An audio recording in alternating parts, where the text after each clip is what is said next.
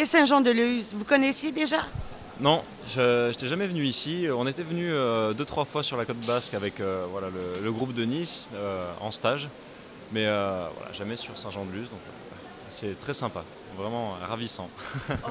Donc là, présentement, vous faites quoi? Vous faites une tournée après les médailles? Non, pas exactement. En fait, j'ai répondu à l'invitation d'un de mes sponsors qui est Nabeji.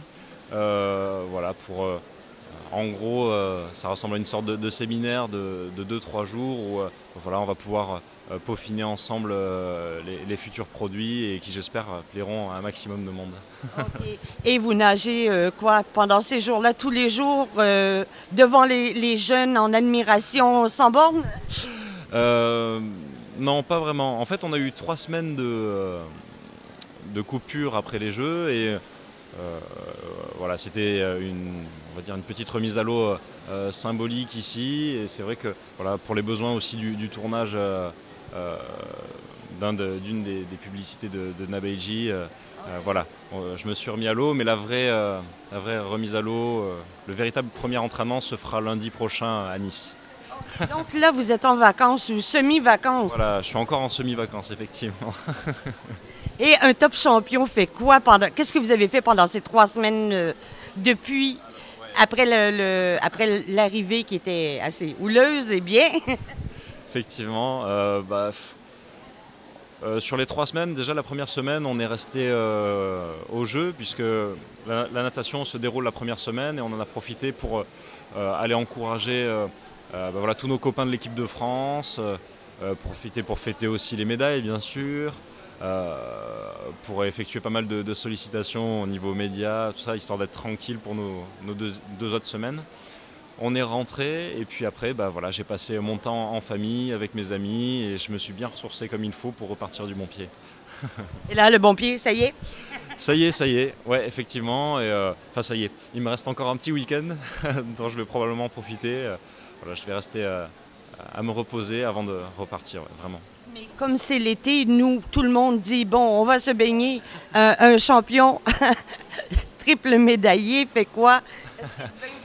Non, honnêtement, non.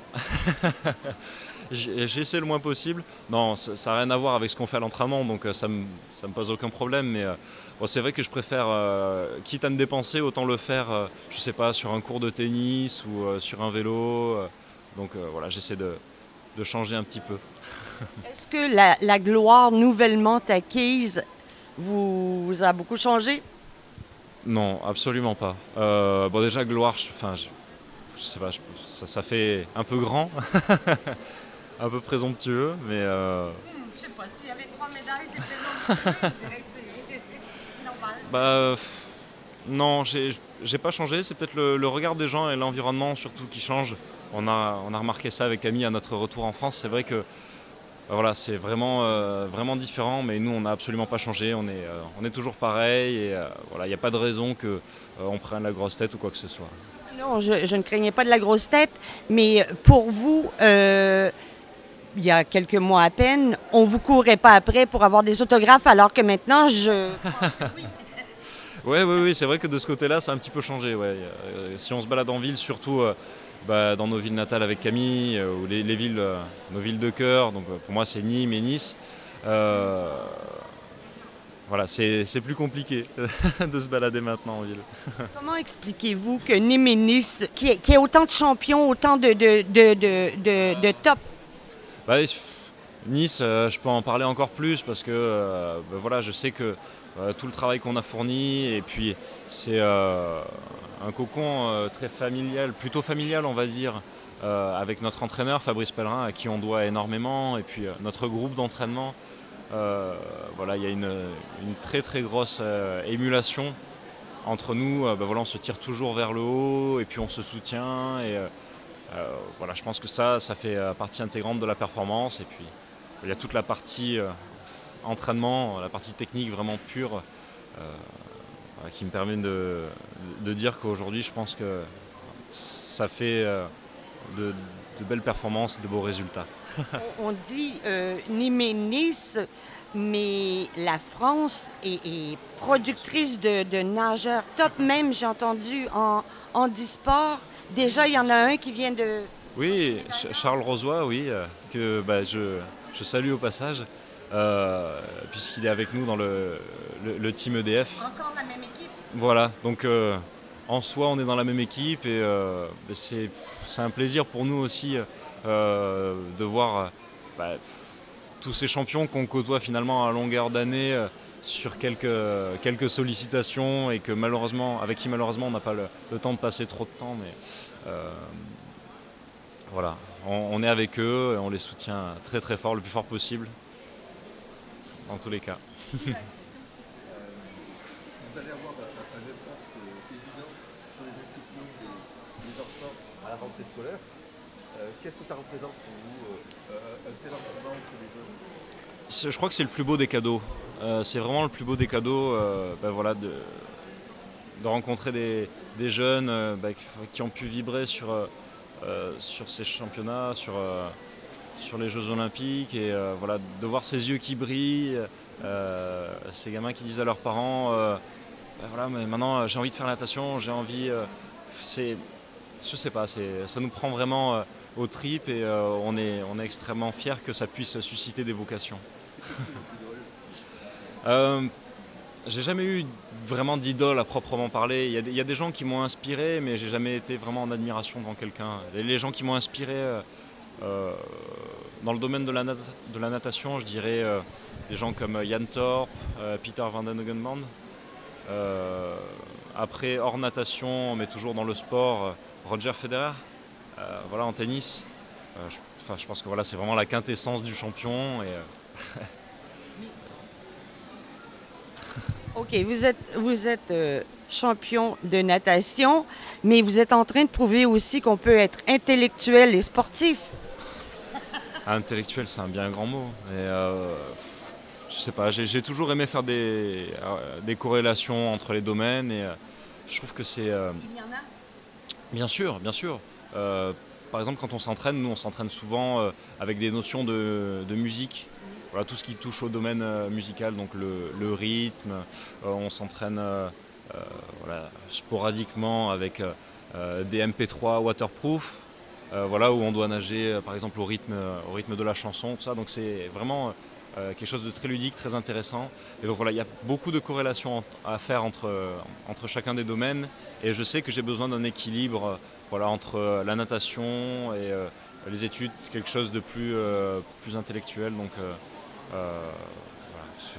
En ça, peut-être qu'on peut dire que c'est un peu différent, mais sinon, je ne me considère pas comme un intellectuel. OK, en musique, vous écoutez quoi? Quand vous nagez là, juste tranquille?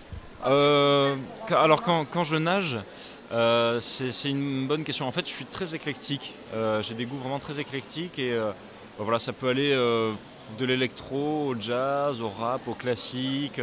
Ça fait peut-être très cliché, mais ce que j'aime faire, voilà, quand on nage vraiment très doucement, ce que j'ai en tête, ce serait plutôt une musique d'Éric Serra, du Grand Bleu par exemple, ce genre de choses-là, ou vraiment quelque chose qui crache dans les oreilles, à l'instar de Justice.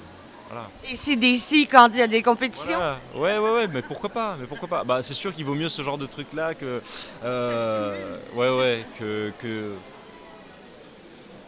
que du slow. Ou, effectivement, il vaut mieux quelque chose qui donne du peps, ouais. Vos projets maintenant, est-ce que vous serez à Rio, j'imagine? Bah, écoutez, je vais prendre les choses comme elles sont, mais oui, je pense que voilà, il y a Rio qui se profile quand même à l'horizon. Néanmoins, on va prendre les choses étape par étape, année par année.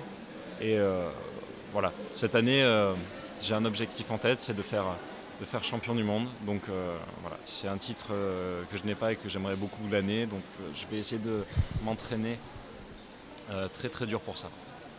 Vous faites quoi avec vos médailles? Ils sont entreposées où? À Fort Knox.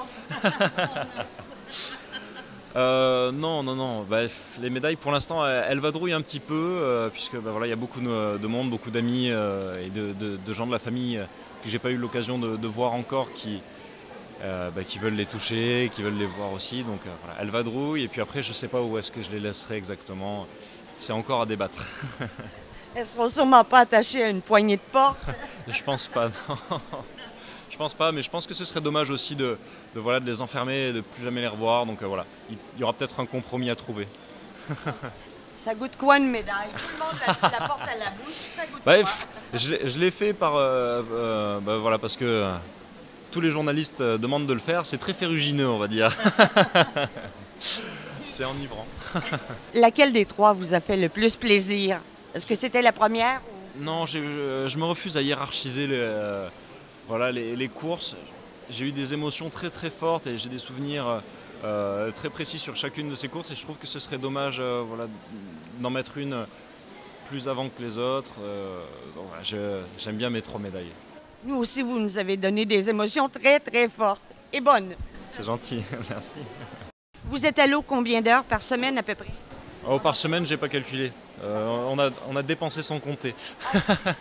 Mais par jour, ça doit représenter en pleine période jusqu'à 8 heures d'entraînement. Pas uniquement dans l'eau, mais voilà, avec tout ce qu'il y a autour, jusqu'à 8 heures d'entraînement. Ouais. Il y a conditionnement physique aussi. Oui, bien sûr. Bien sûr, il y a l'avant, l'après, la musculation. Et voilà, avec ce total-là, on arrive à 8 heures. Ouais. Merci beaucoup. Bravo encore. Merci.